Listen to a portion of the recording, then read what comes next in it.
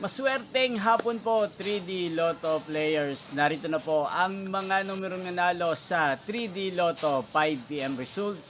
July 6, 2026, araw ng Lunes. Kaya't kunin nyo na po yung mga ticket. Narito na po ang resulta. Yan, nakikita nyo na po ngayon sa screen ng yung cellphone ang mga numerong nanalo sa 3D Lotto 5pm result.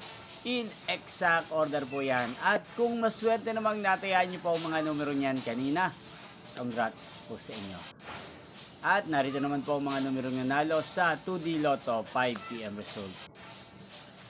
Yan, ano nga bang magandang numero ngayong araw na to sa 3D Lotto? Para po sa akin, bet ko pong mga numero, ang numero 5, 2 at 8. At ang pangalawang kombinasyon na bet ko sa 3D Lotto ang numero 6, 4 at 2. Sana ang mga yan ay manalo po sa 9pm draw.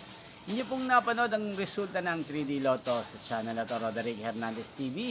Muli nyo pong mapapanood to mamayang 9pm dito po sa channel na to. Thank you for watching.